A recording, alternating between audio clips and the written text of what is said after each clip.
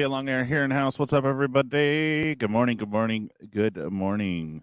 All right, let me get some tunes going. And we got about 15 minutes until the show starts.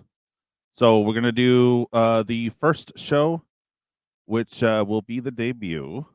Then right after that, we got the Weekly MTG. So we're going to try to rough through both shows and go from there. All right, what am I doing? Oh, yeah. Get this camera off of me. If you guys are just tuning in, we are relaxing right before the show starts at 9 on Twitch. Thanks for tuning in with me. I much appreciated. I know there's plenty of other bigger streamers covering this right now, but us small guys, you know, we got to post it too. See what happens. If you are new here, obviously smash the like and of course the subscribe. I don't like to pitch that too much, but at least I did like my once a stream. Might mention it later, but we are shooting for a goal of 12 subscribers right now. The video is up. Make sure you guys smash the subscribe, obviously, and go check that out. If you go into the regular videos on my page, you'll see that I have it up there. It's like a whopping less than 3 minutes. Watch it for the key phrase, type it in, boom, you're in. But you have to subscribe, obviously. Oh, we're getting a little closer. I think I said 33 plus. Right now we're 31 plus. Hopefully we'll get there because I have tons of good stuff to give away. SolarGod! I know, we got to get a clip for you, Cosmic. There you go, Solar. SolarGod! Oh yeah. I'm excited to see what dinos we get. We should get some new vamps, some new pirates. Be interesting to see what else they're putting in on the special guest spot, or if that's just a couple. But we'll probably see some other caverns with special treatments. All the caverns.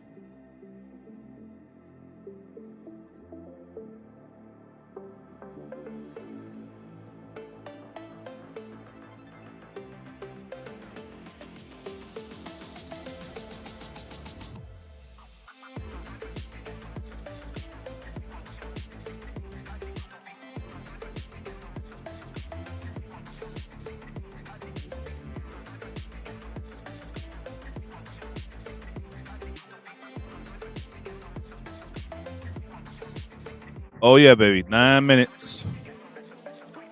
9 minutes. If anyone wants to join me on the live, let me know in the Discord. I'll be more than happy to shoot you a link. Especially if you are a content creator. Woo woo.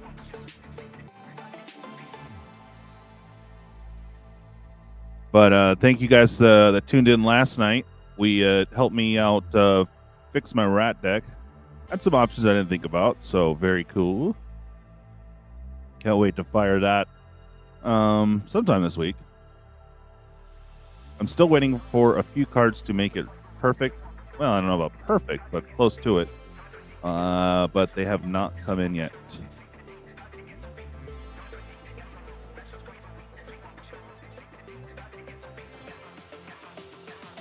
But I'm excited for this set and Bloom Barrel, because hopefully they'll give us enough squirrels. I'm weird. I know I could use changelings, but I gotta have more squirrel cure, you know what I mean? Hey, there's a tortoise. You told me to jump on before the stream. Oh yeah, how you doing? Been pretty good. I didn't realize Ixalan was being spoiled the same time my show started. Oh yeah, but it's early. I don't quite have a Dino shirt, so I had to rock the dragon one, man. That works. That's cute. Yeah, close enough, right? Yeah. No. I thought about it though. Was that the other mana rock? Where you pay 1 and you can sack creature for 3 colorless, or pay 2 or 3 to to sack something and put in a 3/3 zombie artifact creature. I was really debating on that one, and it keeps getting trimmed.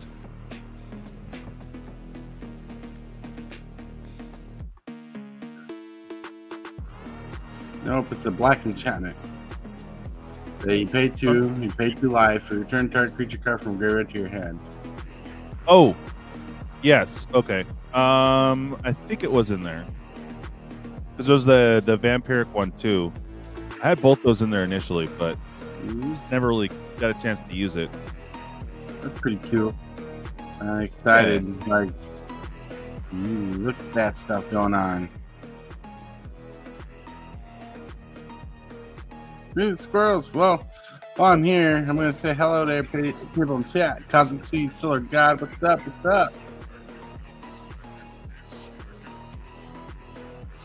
There's more squirrel action. What was that? There's more squirrel action on here. Oh, I don't know. We're working on that still. I still gotta get a deck together for him and ship it. Oh yeah. Sorry. So they had the squirrel drinking dew, but I tried to mask it best I could. But you like him down there drinking the purple drink. I like how you've been working with the background. What program are you using to do that? It's called Wondershare Filmora. It's cool.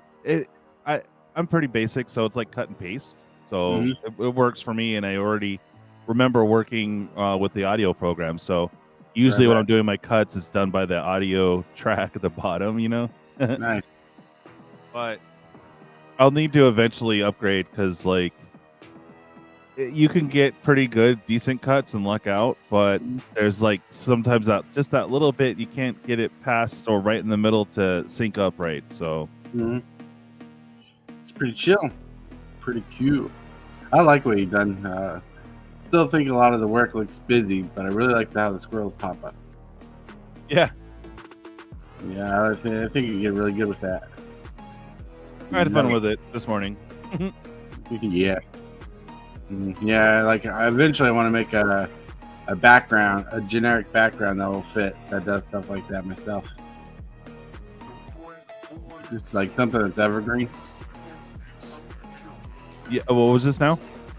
I want to do a background like what you do, but make it something more evergreen so I can just constantly use it. Yeah, I'm still messing with it. Oh yeah, no, it's good. It looks good. Boop, boop. All right, well I gotta head out.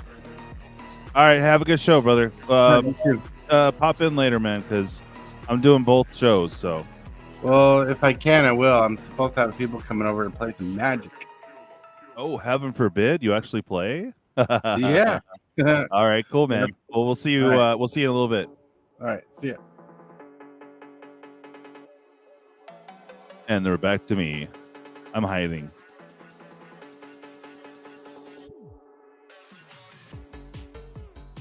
Oh, you got some local auction, huh? Nice.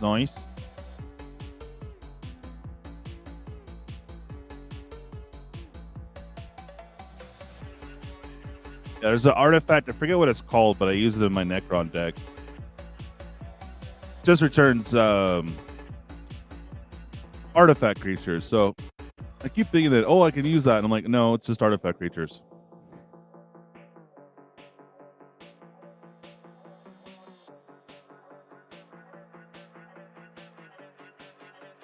Oh, yeah. All right. We're almost there. Got a commercial. Great. Got about 3 minutes.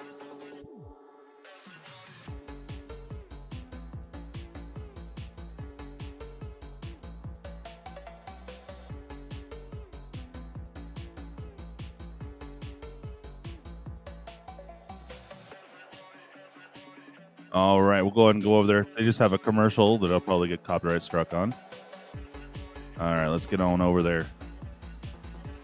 I'll try to get the chat showing up on there so that we can see what's up.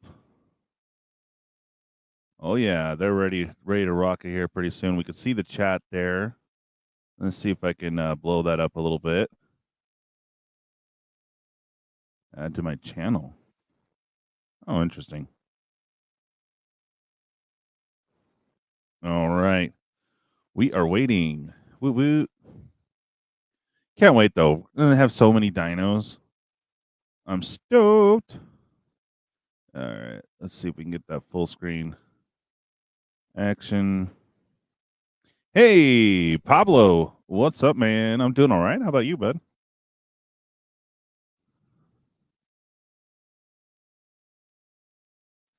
Just seeing if I can get this full screen. See if that works. Oh yeah, cool.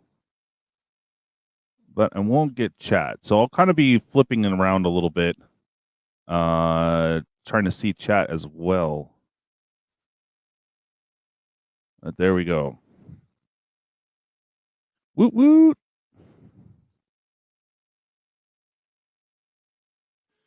Anger, if you want to come on, let me know, man. Shoot me a message, Facebook or Discord. Can't wait to see some dinos.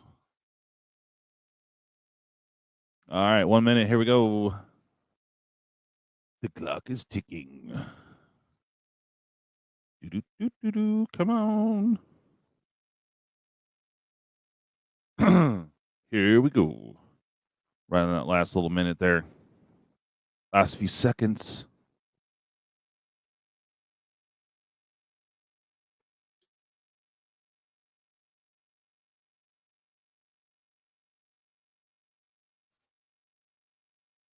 For my fan base, we have to sneak in a Carl.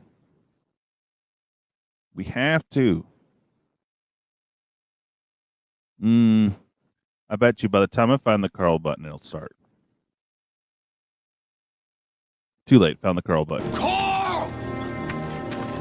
Carl! Carl!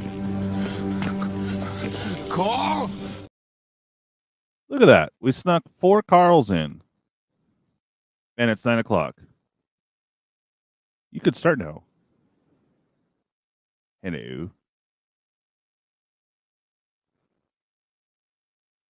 Oh, that was weird. No.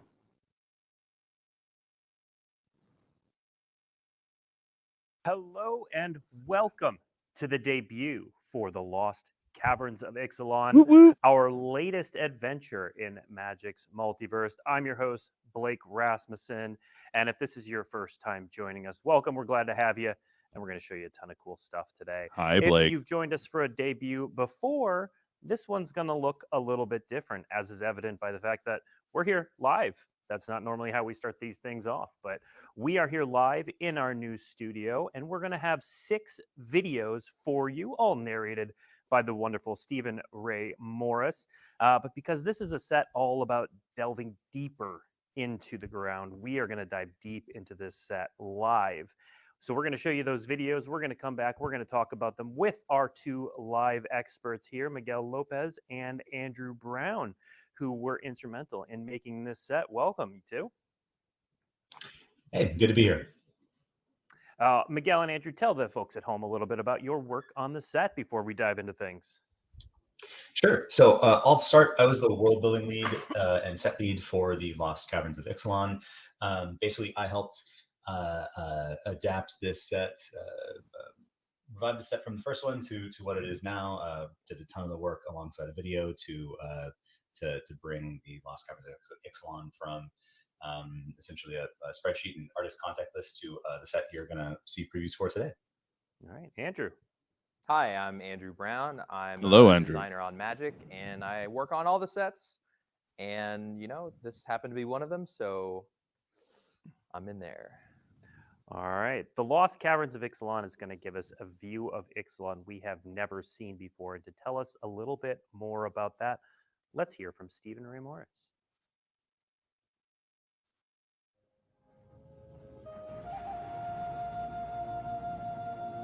Welcome back to Ixalan, Explorers. I'm Stephen Ray Morris, and I'll be reintroducing you to this vibrant and colorful plane with treasures for anyone brave enough to claim them. The Lost Caverns of Ixalan may be beautiful, but it's also full of danger. Those who want to plumb the depths of Ixalan will find the I want that competition bat. among the factions on its surface. There are the humans of the Sun Empire, who are looking to expand the reaches of their mighty culture in a new direction, despite the loss of their old emperor. They'll have help along the way from the dinosaurs that live alongside them. Floating above the waters of Ixalan, but not afraid to venture onto land, are the piratical Brazen Coalition, for whom the lust for treasure is a way of life. More ominous still are the vampires of the Legion of Dusk, conquistadors who seek their dark god wherever he may hide.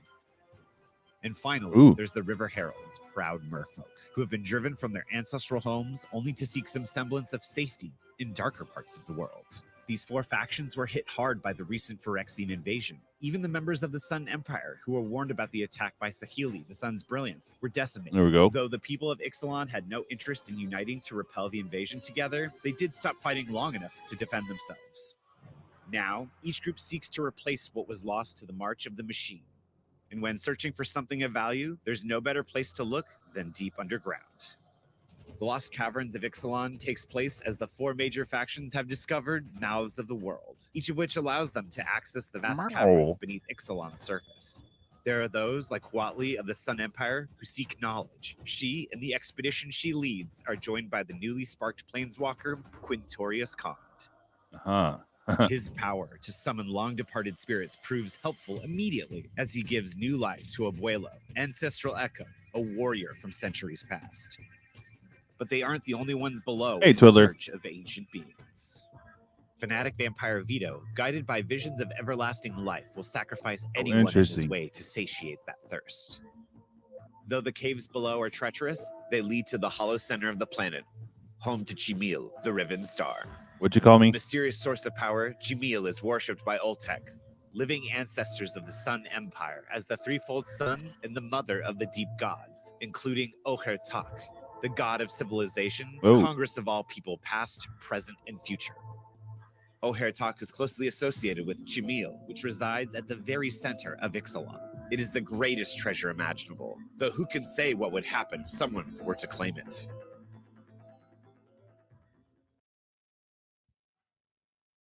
And welcome back from that. There is a lot to unpack in that video here. And to do that, we're going to start with Miguel to talk a little bit about the world. So the story is out. If you want to read the story, you can head to dailyMTG.com right now and read the full story. But Miguel, we heard in there some of the keywords, March of the Machine, that this is another world recovering from the invasion. Tell us what is going on in Ixalan to lead up to these points. And while you do that, why don't we put a preview card up, because we like. There you go. Sure. So in Lost Caverns of Ixalan, we returned to Ixalan about a year and some months after the end of the events of March of the Machine. During that time, the various Warman lands have been rebuilding, sort of recapturing areas of their. Ixalan is a planet and a continent, so the continent of Ixalan of Torozon as well, sort of retaking it from what remains of the Phyrexians and exploring. And in that time, they have discovered, as you heard in the video, various mouths of the world, places where they can descend underneath the surface into the caverns underground. Our point of view for the set is from the Sun Empire, which discovers beneath Orazca. So we should get a Rakdos one, vast treasures, whole and worlds, a Gruul one.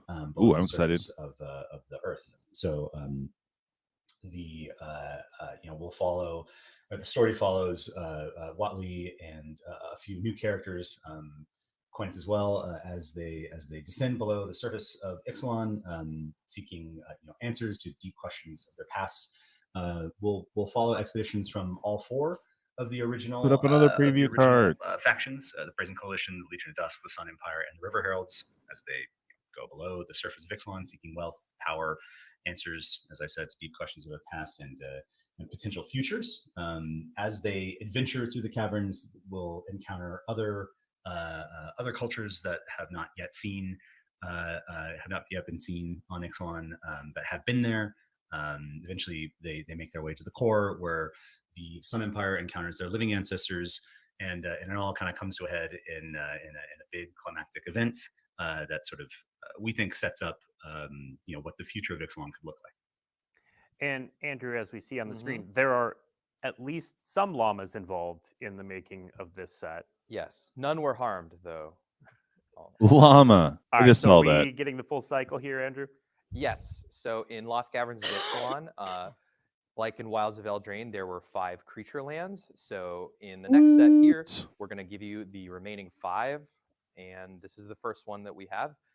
And it's my favorite because it's got a llama. So Llama. Not a camel All though. right, Miguel, So it one of doesn't matter. the aspects you didn't touch on are, or you lightly touched on, are who they run into, the 4 factions when they start going underground. And I think our next card shows both a bit of that and how we're seeing the same world, but from a different vantage point, because this is a card that people are going to Oop. recognize. Growing Rights of Itlamok is back. Oh, okay. Miguel, tell us what's going on in this art here. Yeah, so as you pointed out, this card is a reprint. It exemplifies sort of what one of the considerations that we had, one of the things that we wanted to do with this set's You world guys building, can take which is, that off the buy list. with Ixalan, take what is known and make it new, and then take sort of what is new and relate it back to what came before. So both sides of this card, the compositions echo the original. Instead of on Growing Rights of Itlamok, instead of a circle of humans and merfolk forming a ritual circle, we have a ring instead of mycoid mages. If you've read the story, you know who those are. And on the flip side, instead of a lush valley on the surface of Ixalan, we have an equally lush cavern system, presumably directly below the Let's the see valley what of chat's Itlamok, saying. deep, the ends of roots dangling from the ceiling, and strange creatures lurking in the background as well. And we're going to talk a little bit more about some of the double-faced cards in this set when we get to the mechanics. But Miguel, I do want to stay here because we're also going to stay with you because we are going to see some familiar faces. So this next preview card is someone we recognize in a different form.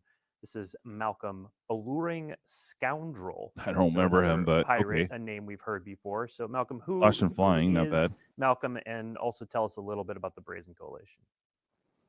Yeah, sure thing. So Malcolm is a pirate. I forget the first set he was in. I think it was in any case, this is the first time we're seeing him as a member of a story. He leads the sort of the point of view of the Brazen Coalition as they descend underneath the surface of Ixalan. The Brazen Coalition is back on Ixalan. They are doing what they do best: chasing treasure, chasing precious gemstones, artifacts, things like that. Malcolm, along with his friend Breaches, are on Ixalan to chase down the answer to a mystery. One of the Brazen Coalition's mining towns goes oddly quiet. I think you'll see a lot of play. They follow a trail of clues underground and all the way to the core. In pursuit of uncovering the truth behind the mystery of the disappearance of their prosperous mining towns. And Andrew, this looks like a pretty powerful little flash flying threat here. Yeah. Yeah, I really love it when we try to make these evasive 2-mana kind of tricky blue flyers. I think we can expect to see some of Malcolm in Standard, although he has some competition with Fairy Mastermind. But Malcolm definitely coined the phrase, 4th time's the charm. All right, before we dive into this next video, Miguel, can you tell us just real quickly a little bit about some of the real world inspirations for the look and feel of this set? Yeah, so my art director of video and I, one of the things that we really wanted to do, we both really love Ixalan. We wanted to bring a lot of our experience. I know, Benson. Carl Lama. Video has a very deep knowledge of a lot of the inspirations behind this set. We sort of wanted to do like a pan Mesoamerican fantasy treatment, I guess, is the quickest way to sum up our aim for the set. We kind of recognize that there's not a lot of My question is it any of the people that have an epic stash like his? So we wanted to take a swing at representing Good sort of as many, morning, zombie. cultures, histories, stories, peoples as we could in this set. So drew really heavy inspiration from indigenous cultures that are still existing, from and obviously from ones Mayans, the Olmec, ones from history as well. Yeah. Right. And that's a good way to tee up our next video featuring cultural consultant Alastor Guzman and Evidio Cartagena. ¿Qué tal, Alastor? ¿Cómo está? ¿Qué tal, Evidio? Muy bien, muy bien. Muchas gracias por invitarme. We brought you in because we wanted the set to have authenticity and knowledge. We wanted this to feel true to Meso yeah, and zombie. South America. I've been playing Magic for a lot of time and being able to work in a Magic set, and especially a Magic set that is connected to my culture, was an incredible experience. It was a Dobby. dream project for me because I loved the original Ixalan. I have been thinking about Mesoamerican fantasy my whole life. I read these stories as a kid. Being able to use that inspiration, that lifetime, and put it in the set was just amazing for me. I've been working on games and on the cultural and consultancy for this kind of stuff for the past few years. So I was honored to work with the Magic team to create this set of Ixalan. A lot of us are from Latin America. It was made by us, No. por nosotros. But make Ixalan feel like ours, make Ixalan feel familiar, make it their own civilization, their own story. Oh, a turtle. Across the set, you always know you're in Ixalan. We were able to put motifing everywhere. Trent's doing you good, go. buddy. We wanted to bring a lot of color into the Look set. in the It's community just such section. a gorgeous and unique treatment. That one in particular looks Zago. similar to alebrijes, which are like these small residents from Oaxaca. We wanted to stray away from many of the bad stereotypes that are usually related to Mesoamerican people. Mainly the idea of noble savages that is very present when representing Mesoamerican cultures in fantasy. There's usually this sense of otherness. So the idea of having the Malamet not just as this savage civilization, but also as part of a wise people that have their own thing, their own writing, was one of the most important steps when creating Ixalan. The Malamet were super fierce. I really love how they looked. We gave them wisdom and we gave them an ancestry. They have magic, they have their own political system. I think Intorius is a very interesting character in this set. He's a very expressive kind of archaeologist. He's actively working with Huatli, he's working with other people from the Sun Empire. So it showcases how you can work with people from different cultures and still being respectful of them. Quintorius was a great example of good archaeology. The echoes. It was our own unique approach to spirits. All the spirits in Ixalan, they have to have a focus object. A bone, a poncho, a hat, a mask, physical object for the spirit from which the spirit could be born. Fits along the Day of the Dead from Mexican culture, because when you are making an altar, you sometimes leave like objects from that person, from Petulin and the favorite food, and the echoes feel very similar to that idea. We were able to just bring Llama. our lives into the set and make it resonant to Central America and Mesoamerica. I got to paint the Cunuman, the Guatemalan hero. I got to have fun. I got to be inspired. I hope I get to inspire others. And I hope the people playing the set enjoyed as much as all of the team did when we were creating it. Gracias, Alistair. Adios, adios. Adios. Good art. And welcome back. Chat was rightfully gushing over a lot of the art and the look and the feel of this set in that video. So, Miguel, obviously a lot of love was poured into this. Was there anything you all did different on the story? Love it. art Give me side of Colossal things Dreadmark. to Give me death. really inspire this set? Anything we did differently? I mean, so as you saw in the video, like we worked very closely with Alastor, right? He was basically on the set's development from very, very early stages.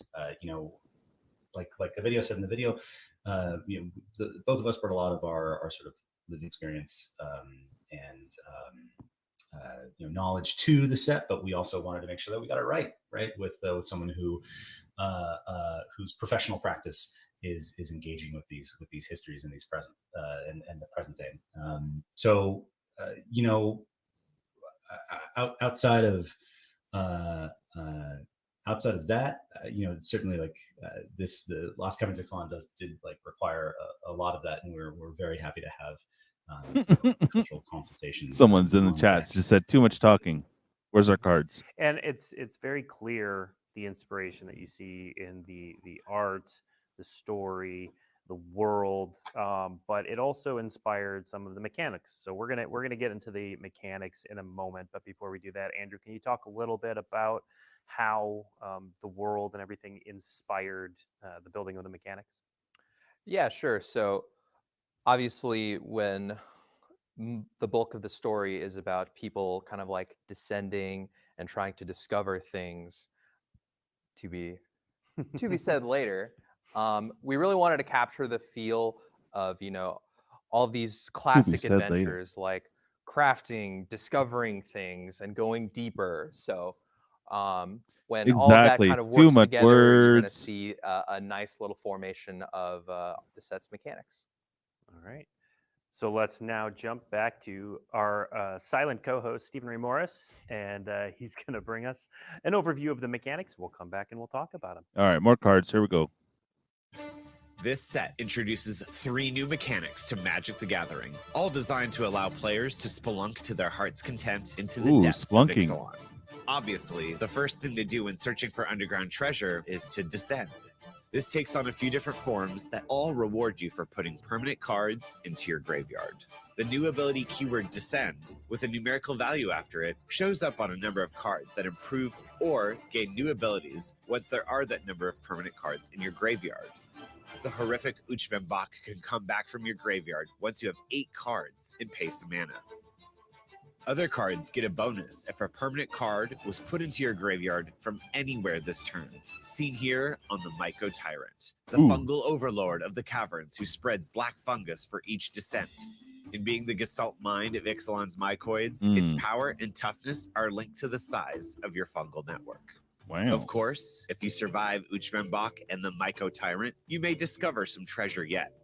With this new mechanic, you can exile cards from the top of your library until you exile a non-land card with a mana value equal or less than the discover value, at which point you can cast it at no cost or put it into your hand. Oh boy. And as you collect valuable cards in the caverns, you might find that not everything is as it seems. The new craft ability turns the mundane into the magnificent. Exile the required components, pay a bit of mana, and transform your find into a much more powerful possession.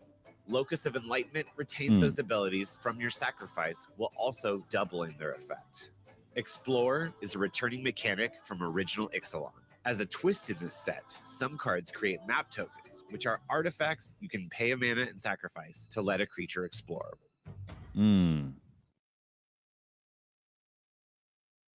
And we are back. Chat was going through each of those mechanics and just reacting. We're crazy back each to one. words. And so we're going to spend a little bit of time on them. We're going to dive, as we said, deeper into each of those mechanics and spend a little bit of time. We're going to start with Descend, and you know what? We're gonna share some preview cards along the way. So, Andrew, why don't you start us off and talk a little bit about Descend, its role in the set, what it's representing, and let's throw up the card. Yeah, so like I was saying, with the feel of, going deeper and discovering the underground of Ixalan, we did want to capture that feel. So Descend is our way of kind of communicating that. So Descend is a keyword that has multiple ways of using it. So here on the Everflowing Well, you'll see that there's a number value attached to it. And it will trigger if that condition is met. So this one is Descend 8. If there are 8 or more permanents in your graveyard, then you get to transform it. This is one of the ways we're using Descent in the set. There are lots of different ways we're using it. We also felt it was important to have them be permanents in your graveyard instead of instants and sorceries, because it captures that feel of lands and actual things in your graveyard a lot better than instants and sorceries would. Yeah. And you mentioned there are multiple ways to do it. Our next preview card shows off kind of one of the really cool ways, I think, that it uses Descent, Fathomless Descent. So, Andrew, what's Fathomless Descent? Well, Fathomless Descent here, as you can see, is another way that we're using the Descent keyword. So this one is just straight up counting instead of having a threshold like 8. So theoretically, this creature could be like a 2021 or whatever. Oh boy. And it's also a Tarmogoyf. It is kind of a Tarmogoyf, yeah. 2 mana, gets bigger with your graveyard. And then the third way, we actually already saw this one, but this is it's still the same keyword, but it's a little different with the Myco Tyrant. So there, you're also looking at number of times you descended per turn, Yep. Andrew. Yeah, I really like the word. It kind of really worked out perfectly because you can say descent, descended, and all of it kind of naturally makes sense within the vocabulary. So if you're here on the Micro Tyrant, it counts every time you have descended, which basically means the number of times a permanent has entered your graveyard this turn. Yeah. And it doesn't care where the permanent entered your graveyard. Nope. It's from anywhere. I know way too many Surveilling, words. milling, all of that stuff works.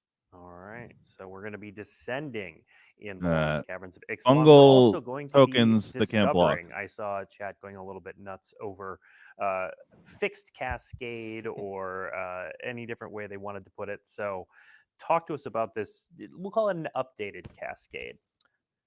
Yeah, so Cascade had a number of issues. Oh, here's a new one. So I think first and foremost, on a gameplay perspective, one of the worst things about Cascade is that it really restricts the kinds of cards you can put into your deck. So like if you Cascade into, you know, a combat trick or a counter spell, it's really unsatisfying and you really don't feel like you actually did the thing. So with Discover, you always have that option to put it into your hand. One of the other cool things about Discover is that we can put a numerical value next to it, which really opens up the design space on what we can actually put Discover on. And coming up, you'll actually see some of my favorite common land cycles in draft that we've ever printed. Spoilers. Spoilers. Yeah, we're going to get to that. So, yep, here is an example. We're going to get to it. About using the we need more words before we get there. Cascade was previously tied to the casting cost. Here, you get to toy with that number, like here when you have Discover 10. Yeah, this is one of my favorite flavorful cards in the set. And it also showcases why the design space that a number of Discover opens up. So you can fill your deck with awesome things and discover something awesome, or if you miss, then you just get a bunch of treasure back. Yeah. We're definitely going to be looking to hit the mother load when this set releases. But chat was also excited about the return of Explore. So this is a returning mechanic. Here we see send out Scout. It's pretty simple 1/1 with Explore. But Andrew, what brought back Explore for the team? Well, just basically the word, essentially. It's so evocative of what's going on, and the gameplay is just great. Like, I think when we look back at Ixalan, the original Ixalan's biggest successes, it's just kind of alongside with this mechanics. So it was a no-brainer for us to bring this one back. And fun story about this card, Ixalan was like the first set I worked on, and we actually had this card in that set, but we ended up not sending this exact version to print. This card actually became Merfolk Branchwalker. But, you know, when we come back, I think we should try this one again, and it made it all the way through. So I'm excited to see what people can do with it. Absolutely. And there's a little bit of Explorer's a returning mechanic. But I think the other one was a 1 in a green, wasn't it? Tokens now, Andrew. Tell us about map tokens. Yeah, so map tokens are this set's twist on Explore. So it is interesting. And then you can sacrifice it to have something explore. It's a lot more fun, I think, than actually explore because you can actually move the counters around, have different creatures explore. And it also creates that token so that maybe if you don't want to explore, you can sacrifice it for something else. But yeah, big fan. Big fan of this card too. It's a nice little 1/1. Most of the major Explore cards were in the Challenger deck, so get them pretty cheap. One of the other mechanics we saw in the video was crafting. So let's look at a simple version of crafting. Good morning, Michael Superbacker. Chariot. Andrew, tell us about this mechanic. Yeah, so like I was saying, with a lot of underground adventure kind of like motifs and themes, you'll often see things being put together in a unique way and crafting into a fun way to solve the problem. So we kind of took that from the top down, and with the crafting mechanic, you basically have an artifact, and then you kind of craft it with something else, and then on the backside, it becomes this, thing that you can use to solve whatever problem you have. So this is a simple version. So Spring-Loaded Sawblade Trap is, I said that wrong, but you get it. It's classic white removal spell. But, instead of being in like an instant or sorcery, it's an artifact that you can craft with that you can turn into a vehicle later. It's also cool with Descent because, like I said, we didn't want to use as many instants and sorceries, so the more artifacts that we have here can enable Descent more often, and everything kind of meshes together well. Yeah. So I want to Yeah. a new mechanic, and then the next card we're going to show is complicated. I want to make sure we get how this one Oh works. boy, down. words. So Here we in go. order to craft, you exile this artifact and another. It says artifact here, but you can craft with whatever, basically, right? So the craft keyword action will have a cost associated to it. So you'll have to pay some mana, and then you'll also have to meet the condition of the card that you're crafting with. Yep. And so you'll remove that thing from your graveyard, or one that you control and play, and then basically you transform the card and get the new thing. So now let's look at a more complicated version of this. The Enigma Jewel. So the Enigma Jewel, single blue mana, it enters the battlefield tap, add 2 colorless. That sounds like a certain ring that we may be familiar with, but this one you can only spend the mana to activate abilities. But then craft with 4 or more non-lands with activated abilities. Tell us about the crafting variety here, Andrew. Well, as you can see, this card has a lot of soul. So with the Enigma Jewel, this is like a really important story item. So we had to make it as epic as possible.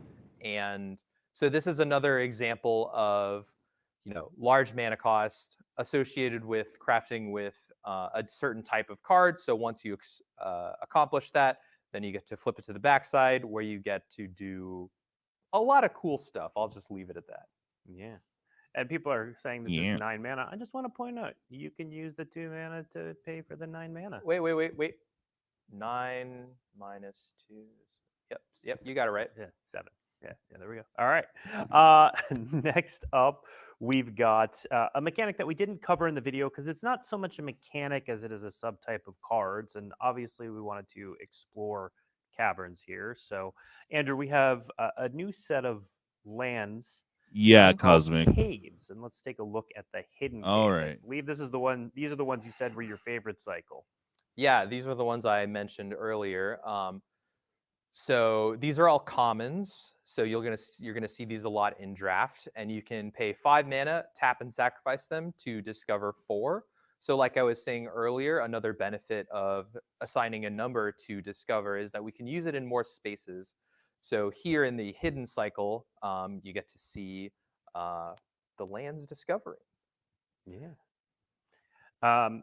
Next up, let's see another cave. Cavernous Moss. So this is, Andrew, a creature land that depends on caves. Yeah, so you'll notice that the wording on the activation is a little not normal, but because of caves matter. and the Interesting. caves kind of sacrificing themselves and you wanting them to be in a graveyard, we did want to make sure that you can use caves in your graveyard as well instead of always having on the battlefield. Absolutely. All right, and then there are going to be a number of non-land cards that key off of caves. So this is a lot like we've seen with things like deserts and yeah, I was just going to say that. So yeah. Here's Cosmium Confluence. Andrew, tell us about this card and kind of how much of this sort of effect we'll see in the set. So you'll see a lot of cave tutoring. It's a lot of fun because all these caves have these different abilities that you'll want at the right time. So Cosmium Confluence can let you tutor for a cave. It can make a cave bigger, or it can destroy an enchantment. Yeah, interesting. Do 3 of those things. All right. But... finally, our last. It's not really a mechanic so much as it is putting a counter to a thing that we've done before. Is the finality counter, which we see here on Intrepid Paleontologist, a mana creature that can exile cards from graveyards and make mana and do dinosaur things. But down there at the bottom, Andrew, it mentions finality counters. So that's a new introduction. Tell us about those. Yeah, finality counters is something we've wanted to do for a while, and it finally made sense in the Lost Caverns of Ixalan. So with a finality counter, if a creature would die, instead you exile it. Huh. Yeah, and that's it. Pretty clean. And I know Chad is asking for dinosaurs. Here's a little peek at some of the dinosaurs. There are plenty of dinosaurs in this set. And now we are going to Show me the look at dinos. another video that's going to, it'll show off some dinosaurs. There'll be some dinosaurs in this video, but we're going to learn a little bit more about the commander decks and other aspects of this set. Let's roll that footage. The lost caverns of Ixalan are full of treasure seekers, each looking for adventure and hopefully at the end of it, a reward. The set includes 4 commander decks, each of which allows you to bring their unique skills to bear on your opponents. Ahoy, mateys, is a blue, black, and red deck, and it's exactly what you think it is. A chance to live out your dreams of seeking treasure or throughout the 7 seas, or however many seas Ixalan has. The treasure is the important thing. Blood Rights is a white-black deck, bringing everyone's favorite undead conquistadors to the fore.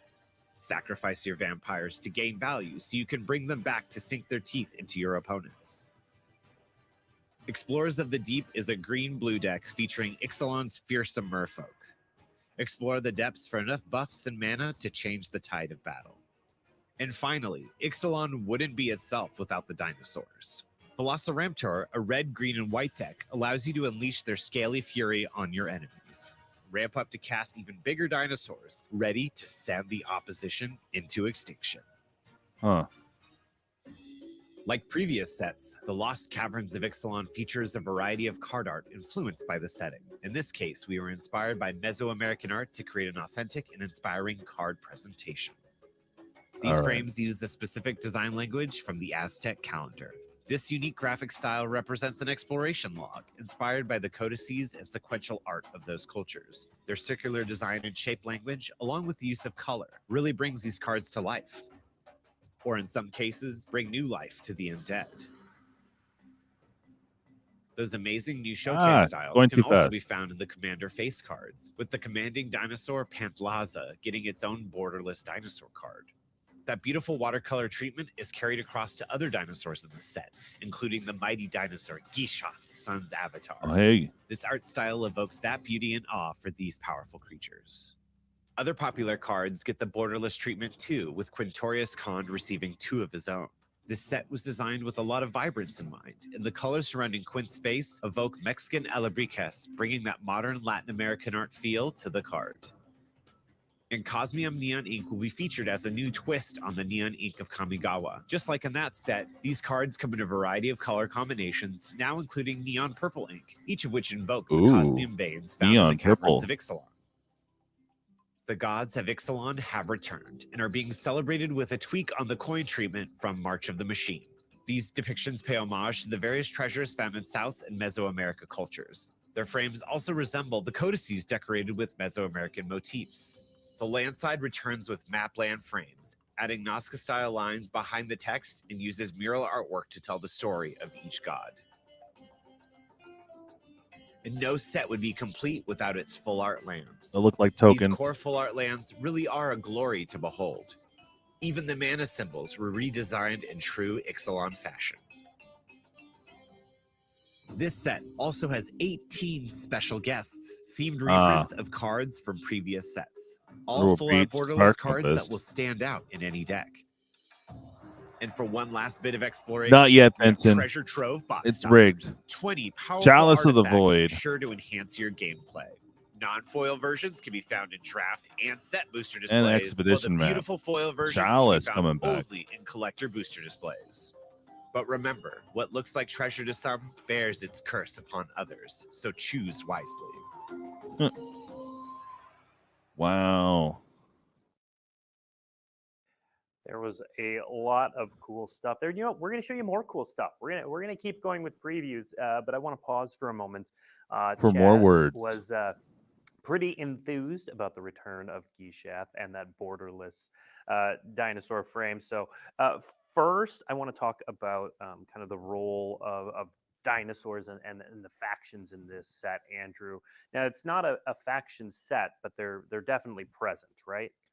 Yeah, so they're like the first video showed you, all of the same like cast of the original Ixalan are there. So you have the merfolk, the vampires, the pirates, the dinosaurs, and the Sun Empire. But they're not the focal point of the set. The focal point of the set is definitely more of the adventure and the descent into the underground. So you'll definitely see all of these creature types that you learn to love in original Ixalan, but they're not going to be all about kind of like that collect them all aspect. Yeah. And Miguel, people seized on the border More for words. the dinosaurs. It's really clean. Where's the looking, it's 15 variants of beautiful. Dreadmaw? That's what how'd we you really land want on to that? know.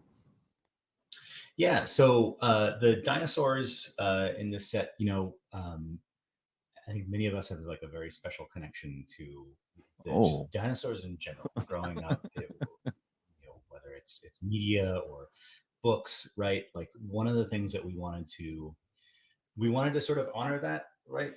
In that style and sort of render the mighty dinosaurs of Ixalan in sort of a storybook isn't quite the right word, but sort of like naturalist inspired drawings, watercolors, charcoal drawings of Naturalist of words. dinosaurs, and sort of see what that would look like applied to the dinosaurs of Ixalan.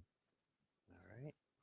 Well, let's look now at some of the promos from the set. You've already seen some of these, but we're going to show you their Promos! promo forms. Let's So, go. for the buy a I'm box, under Blake we now. have Jade Light Spelunker. This is a Oh new one. boy, Explore X times is a pretty exciting ability, Andrew. interesting. Yeah. As you can tell, inspired by one of my favorite cards from original Ixalan, Jade Light Ranger. And we figured that, you know, we could put X on it. Maybe it'll work. And maybe it'll work.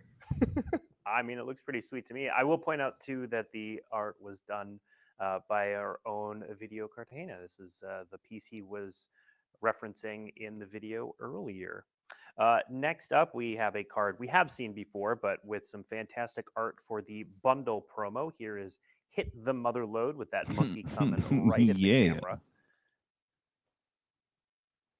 Sweet card. All right. Next up, we have the promo pack card. So these are uncommons that you can get for participating in events at your local game store. 3 of these we've seen before, but let's take a moment to linger on Deep Cavern Bat and Bartolome. Andrew, that Deep Cavern Bat has some abilities that look pretty familiar. Explore was fun. I'll give it that. Yeah, it's evocative of a lot of old cards like Brain Maggot, where you get to look at your opponent's hand, take a card until the card leaves the battlefield.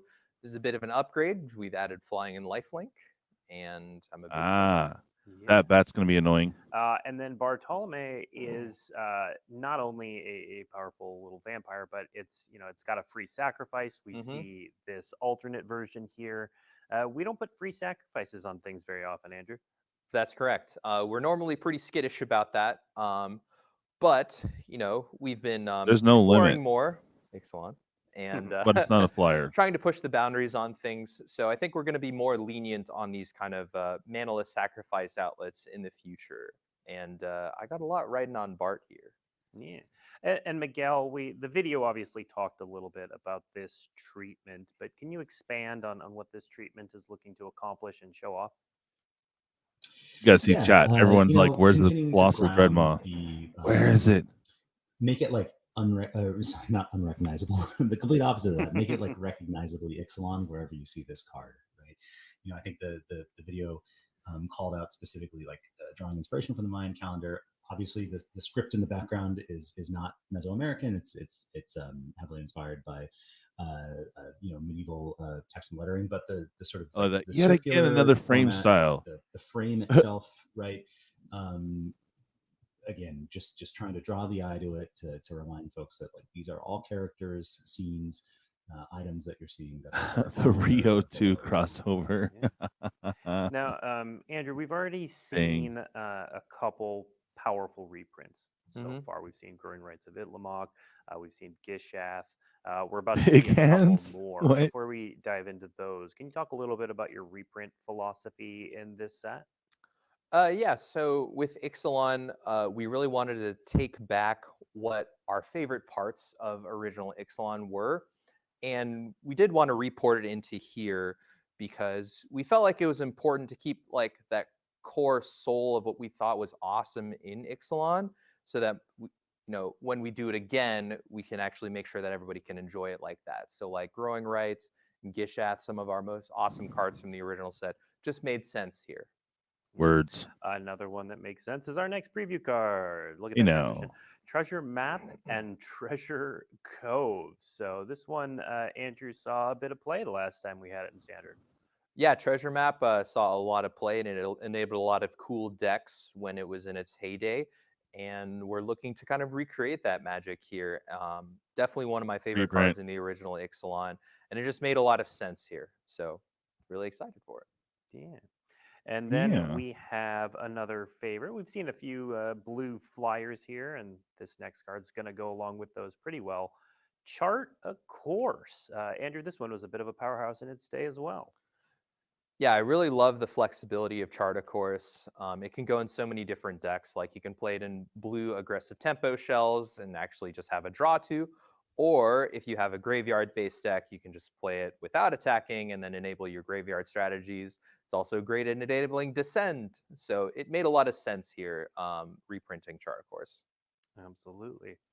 All right, before we jump into the next video, so we've seen Miguel in a couple of videos, chat's pointed this out. We've seen Mana Crypt, we've seen Cavern of Souls, and they get a special treatment called Cosmium Neon Ink. Before we dive into the video, can you tell everyone at home what is Cosmium? We've seen that word a bit here and there. Yeah, so Cosmium is it's a material that comes from the star that's at the heart of Ixalan, Jamil, one of the deep gods of Ixalan. Sorry, I can't say that the Oltec, the people at the core, sort of view as the same deity as the Sun Empire's threefold sun.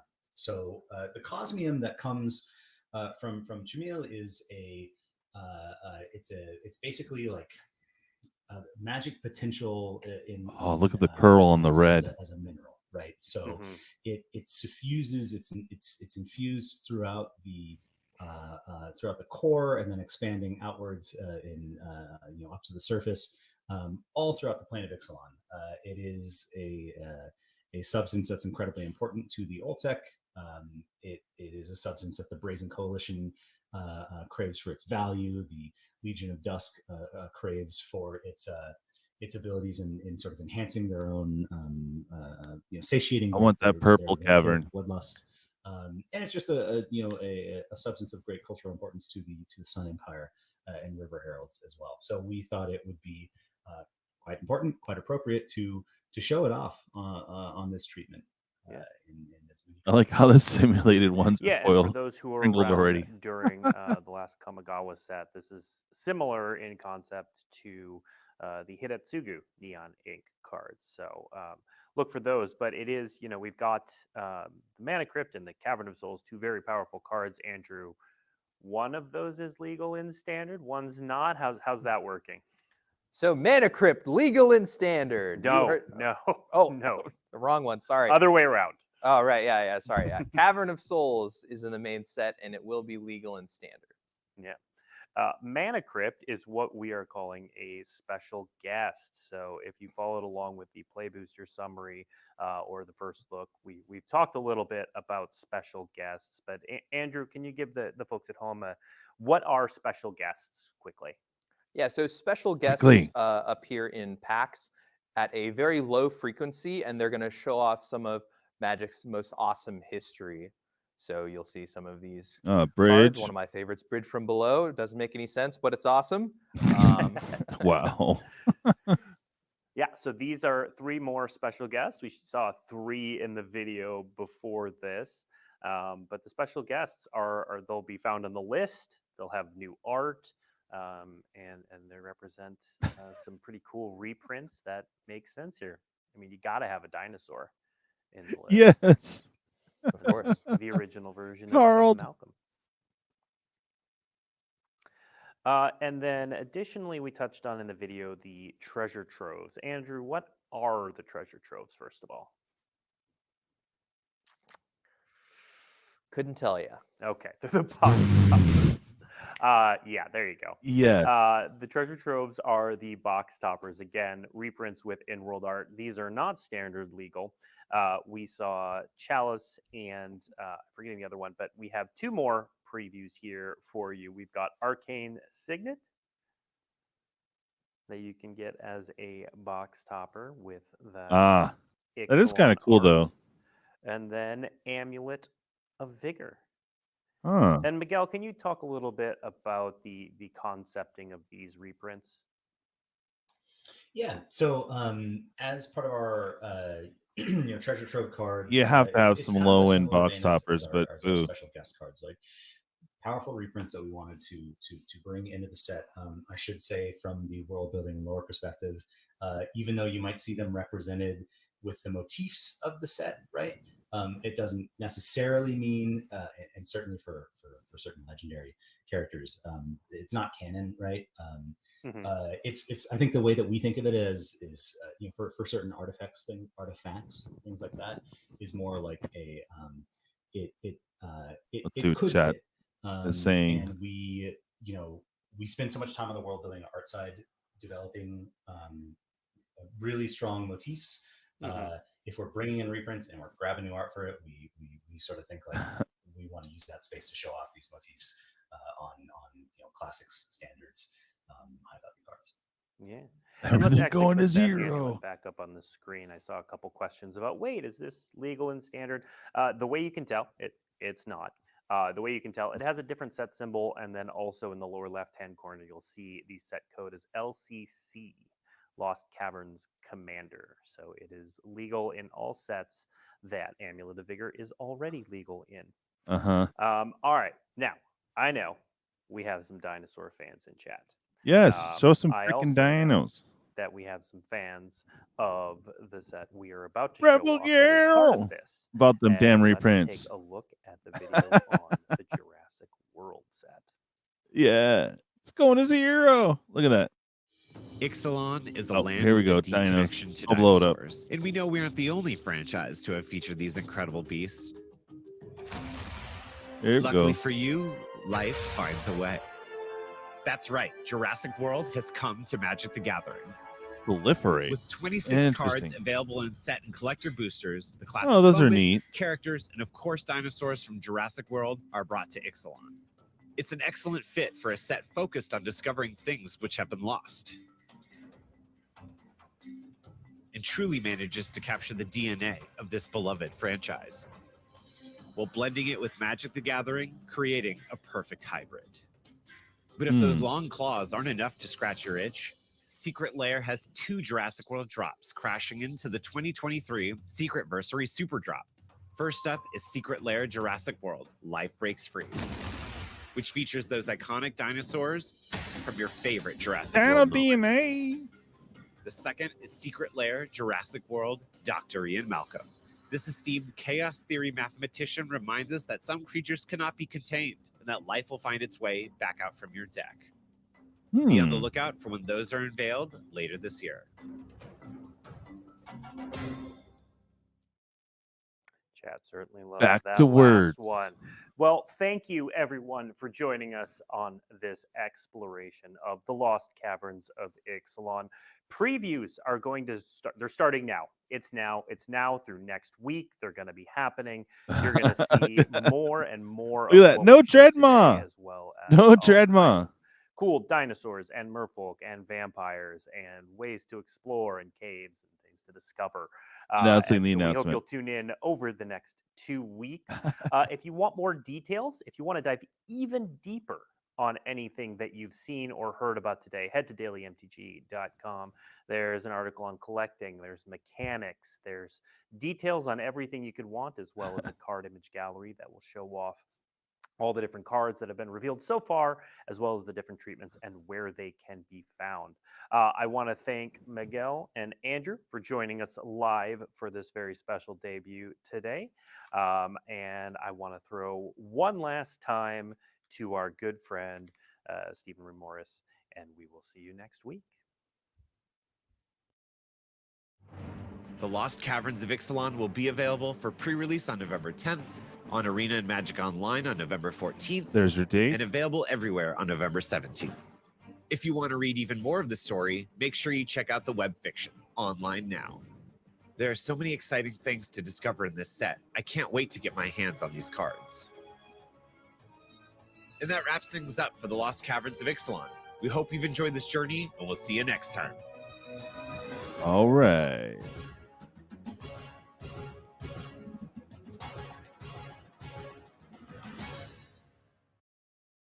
Okay. Q&A? No.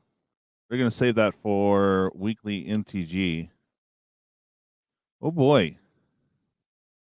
So, I don't know. What do you guys think so far? There's some interesting reprints. No Dreadmaw. I don't think it's a real stream. There was no Dreadmaw. What the hell? So that's kind of disappointing. All right. We're gonna we got a little break here coming up to the next thing, which we should get even more spoilers with Weekly MTG. At this time, if you're a content creator, want to jump in on chat here, that would be awesome.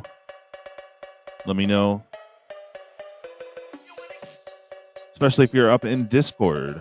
I'll send you the link. Come chat with me. Let's BS a little bit before we get into more previews. I think Superfast is still going on his stream.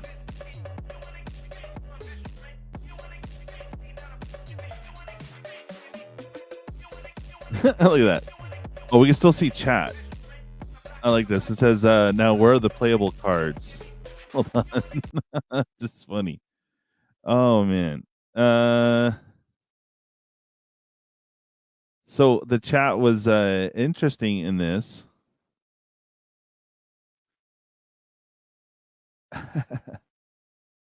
Yeah, so Cavern is definitely standard legal. So that will be interesting.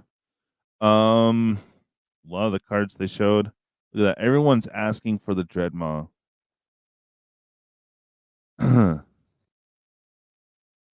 Yeah, look, they're asking why they haven't gotten with Capcom. It's interesting because we just heard them talk about Marvel, which is really interesting because I thought Marvel had a card game out. So I love it. Dreadmaw Riot. Look at that. Print Ragavan in standard. Yeah, that'd be fun. Let's see. I like how these people are like, they spam it several times. Dreadmaw. Where's the Dreadmaw? Yeah, we need like 20 variants of Dreadmaw, please. Thank you. Okay. Mostly all like, where's the Dreadmaw? That's funny. I know, Brian. There's like no Dreadmaw.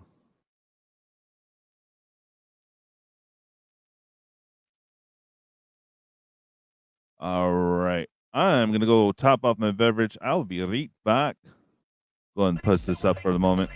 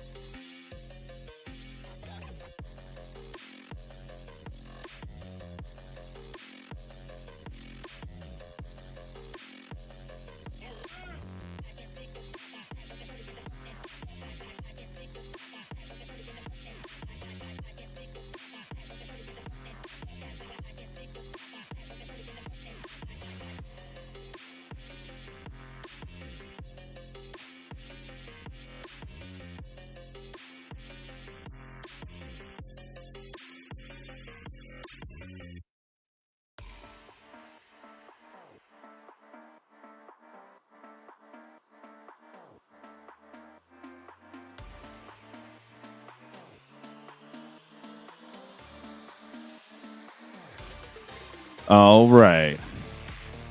Here we go. Let's check on the schedule here. Okay, offline. Back. Schedule.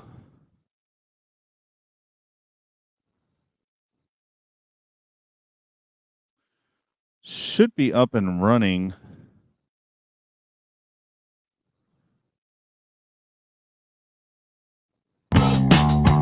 Whew. Okay, they took it off the list. Interesting. Okay, so no weekly MTG. Let's see if we can find some cards here. Bear with me here. All right, I'm going to look up something real quick.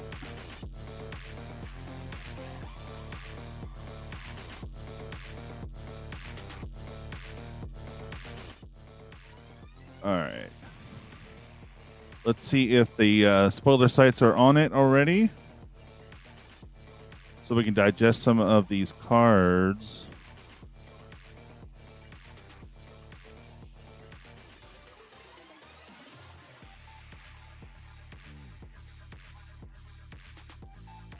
All right.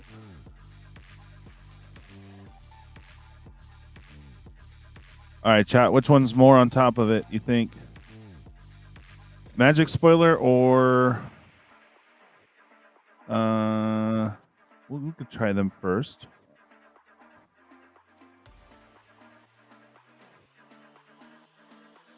Okay, they kind of seem on top of it, so we'll go to this one here.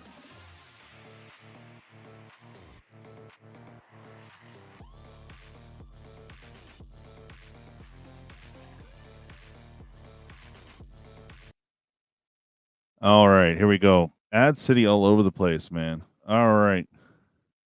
So we have the Ravenous Tyrannosaurus. Excuse me, I can't even talk. So 6-drop.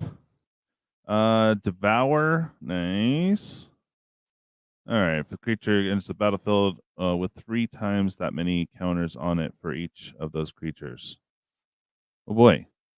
Deals damage equal to the power to up to 1 other target creature. Ooh. Excess damage is dealt to that creature's controller instead. Oh, nice, nice, nice.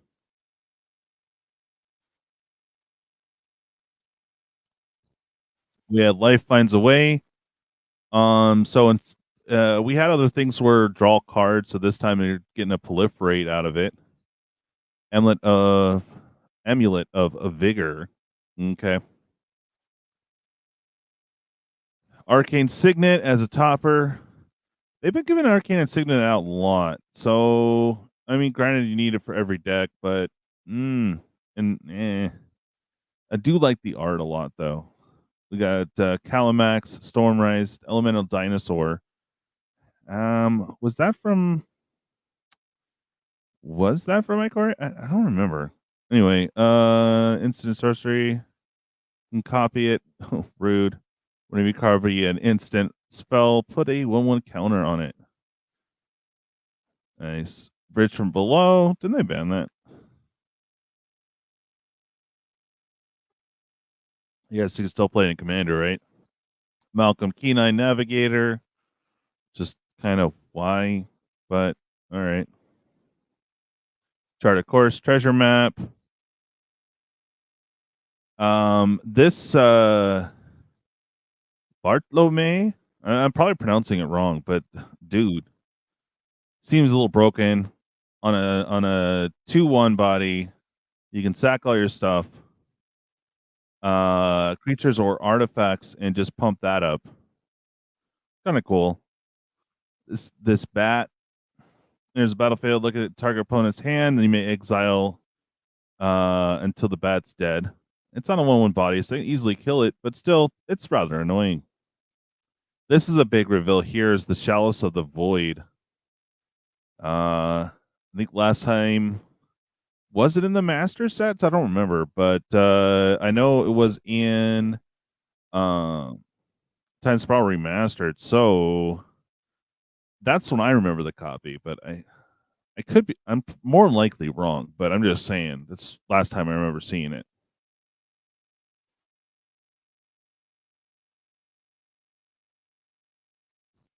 Oh, that's right. It's from Commander 20. That's why it looked familiar. So I think I got all those decks for the free spells with your commander out from a friend. So I remember seeing it. That's where it was. Okay. Thank you. Thank you. Okay, we got Star Compass.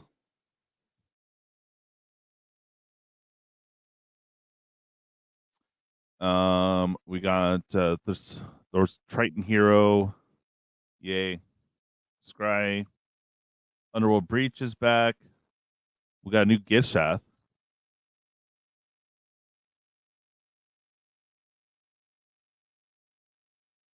Oh man.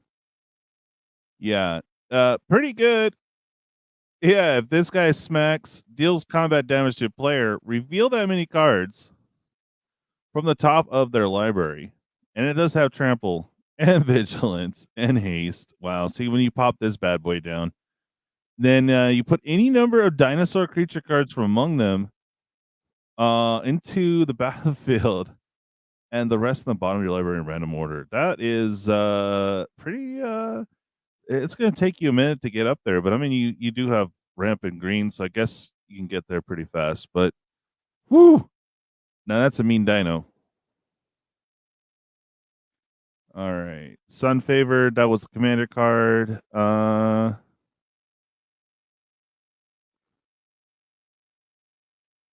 What else we got? Merfolk Scout. So these are this guy right here. That's going to be pretty interesting. Making demons out of your vampires. White and black demon vampire demon creature token was flying. That's so crazy. Let's see. The Unsinkable. There's a battlefield mill 4 cards. Beginning of combat. You may return target pirate creature card from your graveyard to the battlefield with a finality counter on it. Base power is toughness is 4/4 and has haste. Cool. I remember the one pirate from I don't remember the name, but it was a black and a colorless, and it had flash and death touch 2/2 flyer. Just bet. Love that thing. Okay.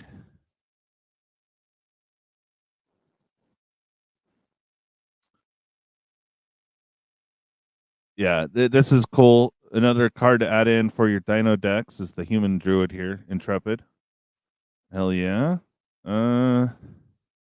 This is interesting here because I'm pretty sure most cave cards probably come in tapped, but if you did like sub-land cave tribal, this is pretty cool because you can basically put out 3 lands, but you're already at 5, so it's kind of, I mean, at that point, you probably are already good on lands.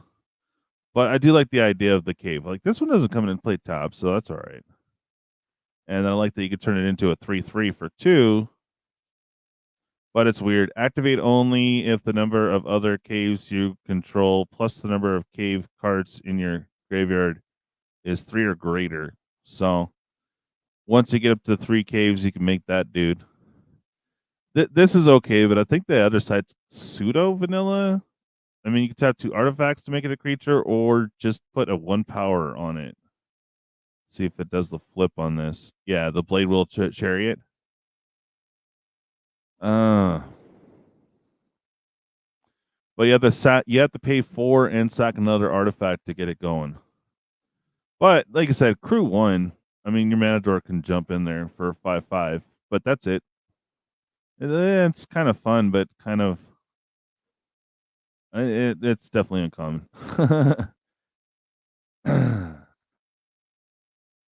All right. What else? Oh, that Explorers is coming back. Was it fun? It was fun. I tried to run an Explorer deck.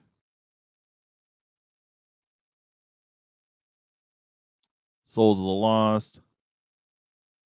This one's interesting. Termography. The overflowing wells, nuts.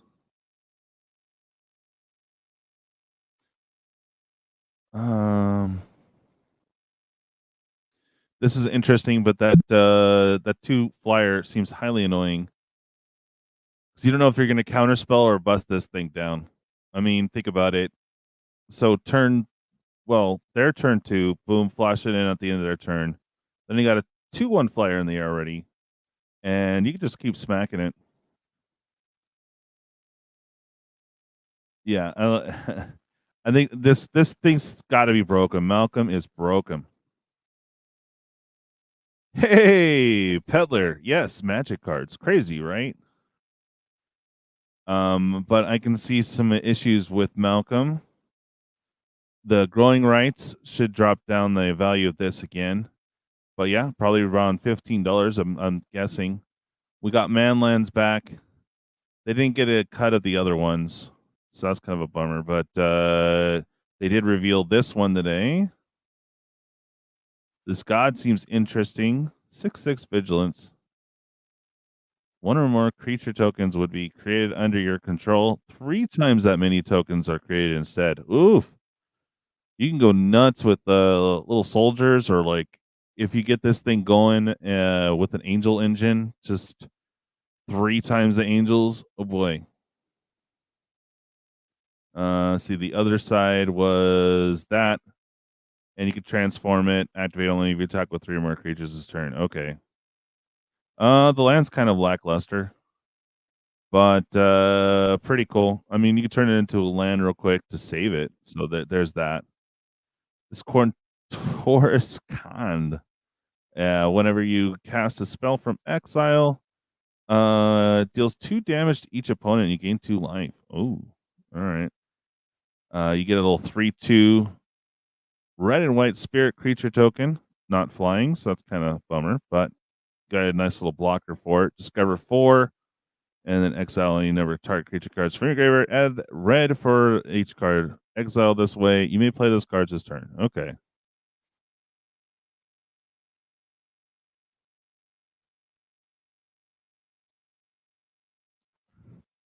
Just kind of scrolling through here. We're gonna wrap up.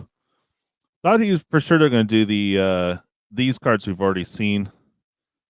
So I like it. We're getting a god of each color. I'm pretty stoked on that. All right. Well, guys, thanks for jumping in and watching alongside with me. There was no second show, so I'm going to go ahead and get going. Again, thanks for tuning in early in the morning with me. And was really expecting a little more oomph, a little more spiciness. Just like, I don't know, they didn't show us too many dinos, like a couple, but like, I want to see some dang dinos, man. All right.